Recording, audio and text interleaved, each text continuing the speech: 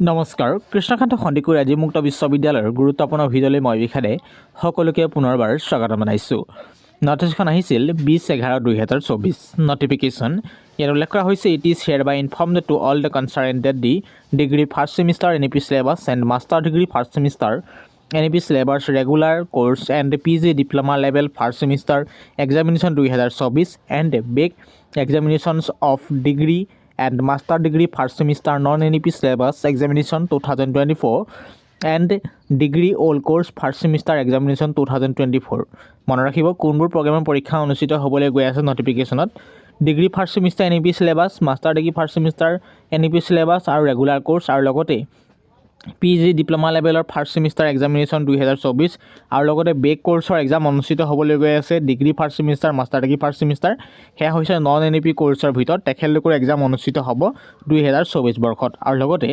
degree all course first semester exam অনুষ্ঠিত হ'বলৈ গৈ আছে সকলো পৰীক্ষা একেলগে অনুষ্ঠিত হ'ব 2024 চনৰ মনত ৰাখিব গতিকে উল্লেখ কৰা হৈছে কৈছে পাৰপ'জ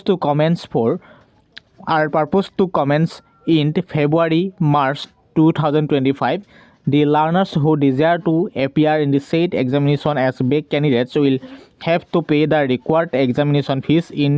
online mode as per the date fixed and mentioned below গতিকে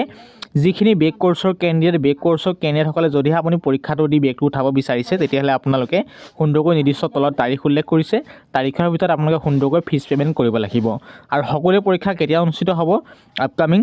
February March 2025 মাজত পৰীক্ষা অনুষ্ঠিত হোৱাৰ সম্ভাৱনা আছে বুলি স্পষ্টকৈ জনোৱা হৈছে মনত ৰাখিব তাৰ পাছতে লাষ্ট ডেটৰ সন্দৰ্ভত জানিব বিচাৰিছোঁ last date of online payment 15/12/2024 without fine and 25/12/2024 with fine গতিকে মনত ৰাখিব যিখিনি বেক কোৰ্ছৰ কিনে তেখেতলোকে ফিজ পে'মেণ্ট কৰিব লাগিব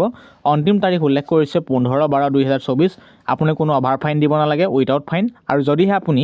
25/12/2024 আপুনি পে'মেণ্ট কৰে তেতিয়া লগত নিৰ্দিষ্ট মাচুল উইথ ফাইন হিচাপে জমা দিব লাগিব অনলাইন মোডত নেক্সট পইণ্ট উল্লেখ কৰিছে only those learners will be allowed to appear in the examination who have made successfully online payment on time গতিকে কোনবোৰ পৰীক্ষা দিব পাৰিব যিসকলে ছাকচেছফুলি আপুনি পে'মেণ্ট কৰিছে পে'মেণ্ট কৰা কেণ্ডিডেটসকলেহে পৰীক্ষাত এপিয়াৰ হ'ব পাৰিব তেখেতলোকৰ বাবে এডমিট কাৰ্ড পাব্লিছ কৰা হ'ব সেইটো মনত ৰাখিব তাৰপিছতে উল্লেখ কৰিছে ইয়াত জনাইছে if any learners has made payment but receipt is not generated she need to contact the ITCL of the university by sending an email to payments@kkecs.in যদি কিবা কাৰণ আপুনি পে'মেণ্টটো কৰিলে কিন্তু কিবা কাৰণ যদি আপোনালোকৰ কাৰণবশতঃ টেকনিকেল কাৰণবশতঃ যদি আপোনালোকৰ কোনো পে'মেণ্ট ৰিচিভ নলয় তেতিয়া আপুনি সেই কমপ্লেইনটো ক'ত দিব লাগিব payments@kkecs.in আপুনি জনালে হৈ যাব নিৰ্দিষ্ট সময়ত আপুনি এইটো লাভ কৰিব ছিষ্টেমৰ যোগেদি তাৰপিছত উল্লেখ কৰিছে ন' আদাৰ made of contact will be accepted in this regard গতিকে তাৰ বাবে অন্য কোনো সা সুবিধা নাই মাত্ৰ মেইলৰ সুবিধা দিয়া হৈছে তাৰ গুৰুত্বপূৰ্ণ নোটলৈ আহিছোঁ মনত ৰাখিব সকলোৱে স্কিপ নকৰিব ইয়াত জনোৱা হৈছে learners need not fill up any examination form গতিকে লাৰ্নাৰসকলে কোনো ধৰণৰ এক্সামৰ বাবে ফৰ্ম ফিল আপ কৰা আৱশ্যক নাই ফিজ পে'মেণ্ট কৰিলে সকলোখিনি ক্লিয়াৰ হৈ যাব নোটত এটা কথা উল্লেখ কৰিছে নোট ইয়াত জনোৱা হৈছে কৰ্ডিনেটৰ্ছ আৰ নট ৰিকুৱাৰ্ড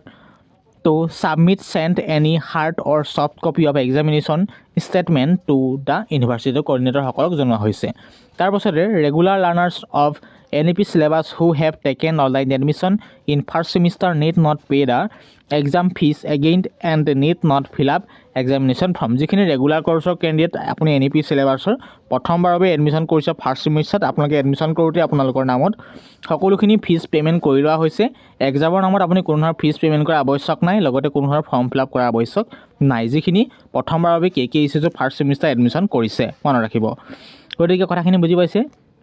তাৰ পাছতে enrollment number of master degree learners non NEP চিলেবাছত কোনবোৰ পৰিছে 18 19 20 21 22 231 যদি আপোনালোকে এইখিনি আপোনাৰ ইনৰলমেণ্ট নম্বৰ ষ্টাৰ্ট হৈছে আপোনাৰ নন NEP চিলেবাছ আপুনি পৰীক্ষাৰ বাবে এলিজিবল আছে পৰীক্ষা দিব পাৰিব মাষ্টাৰ ডিগ্ৰী প্ৰগ্ৰেমৰ তাৰ পাছতে উল্লেখ কৰিছে enrollment number of degree learners of non NEP syllabus কোনবোৰ পৰীক্ষা দিব পাৰিব ইনৰলমেণ্ট নম্বৰ 17 18 19 20 21 22 আৰু 231 যদি আপোনাৰ ষ্টাৰ্ট হৈছে আপুনি ইনৰলমেণ্ট নম্বৰ এইখিনি মিলিছে তেতিয়া আপুনি নন NEP চিলেবাছ যদি আপোনাৰ বেক আছে সুন্দৰকৈ আপুনি পে'মেণ্ট কৰি সুন্দৰকৈ এইখিনি ইনৰলমেণ্ট নম্বৰ থকা কেণ্ডিডেট পৰীক্ষাত অৱতীৰ্ণ হ'ব পাৰিব পৰীক্ষাত বহিব পাৰিব তাৰ পাছতে অল কোৰ্ছ বেকৰ বাবে স্পেচিয়েলি জনোৱা হৈছে all course back examination for degree first semester examination 2024 are valid only for the both ইয়াত জনোৱা হৈছে batches which enrollment number beginning with 16 গতিকে কি কৈছে অল্ড কোৰ্ছ কোনবোৰ যিসকল ডিগ্ৰী ফাৰ্ষ্ট ছেমিষ্টাৰ এক্সাম যদি আপোনালোকে 16 ষ্টাৰ্ট হৈছে আপুনি অল্ড কোৰ্ছ কেণ্ডিডেট আপুনি পৰীক্ষা সুন্দৰকৈ বহিব পাৰে পৰীক্ষাৰ বাবে আবেদন কৰিব পাৰিব পইণ্টটো আকৌ কৈ দিছোঁ All course back examinations for the degree first semester examination 2024 are valid only for this both this batch which enrollment number begins with 16 গতিকে অল্ড কোৰ্ছ যদি আপোনাৰ বেক আছে বেক থকা কেণ্ডিডেট কোনবোৰ হ'ব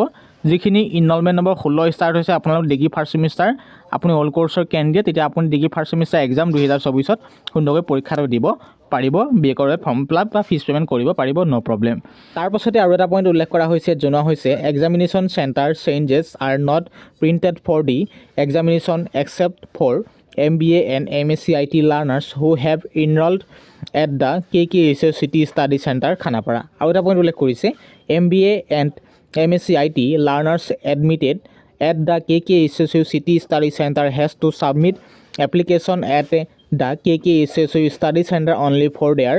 examination centers change on or before 15/12/2024 নিশ্চয় মই ভাবোঁ সুন্দৰ কথাখিনি বুজি পাইছে যদি ভিডিঅ'টো উপকৃত হৈছে নিশ্চয় ভিডিঅ'টো আপোনাৰ প্ৰিয় বন্ধুলৈ শ্বেয়াৰ কৰিব